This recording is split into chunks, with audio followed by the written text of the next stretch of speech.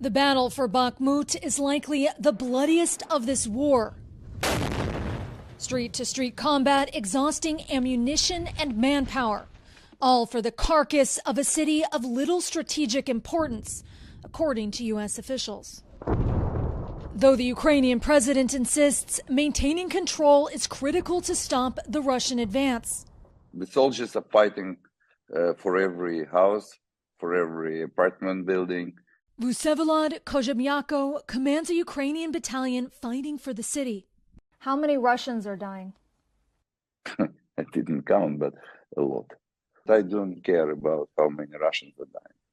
I am caring about how many Ukrainians are dying. These are best people of this country. The toll on Ukrainian forces is reflected in the growing casualty count at this hospital more than 100 miles away. It's all shrapnel. Dr. Alexei shows us a table full of shrapnel extracted from the bodies of wounded Ukrainian fighters. Bullet. Oh, wow. Как это, Калашников. Нижнюю щелепу. This patient was very lucky, he says. When the war broke out, 38-year-old Vasyl left his construction company and family in Kyiv to fight.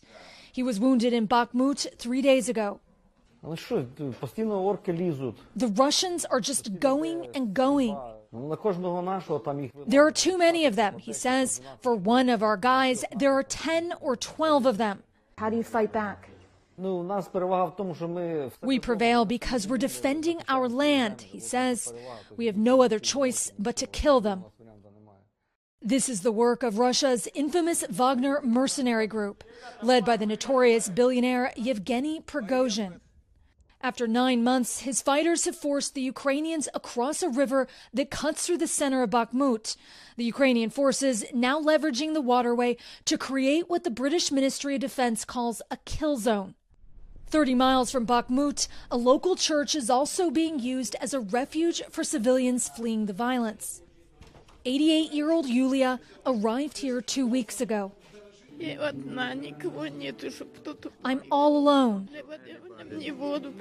I don't have anybody, she weeps. Her village near Bakhmut, now a hellscape. It was getting scary, she says. There was no light, no heating, permanent shelling, nothing to eat. Yulia has no idea where to go or how she'll survive. This is everything you packed? Yes, she says. Volunteer Alexander says this center accepts 500 to 800 civilians a month to be bussed out to various parts of Ukraine. How difficult is this to see them like this? It's really difficult because of war. You know, Russian from our land. You're destroying a lot of lives.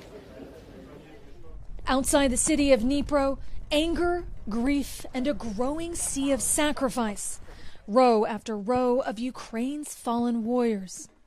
On this rainy afternoon, Olena is here to support her sister, who was too grief-stricken to talk. She was notified of the death of her ex-husband Ruslan 2 weeks ago. He died fighting in Bakhmut.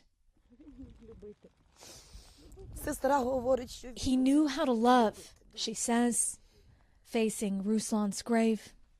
Does his death have meaning?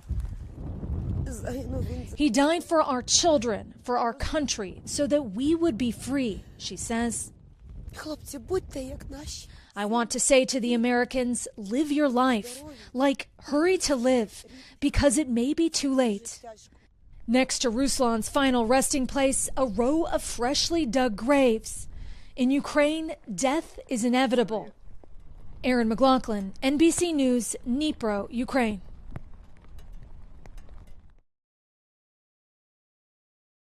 Thanks for watching our YouTube channel. Follow today's top stories and breaking news by downloading the NBC News app.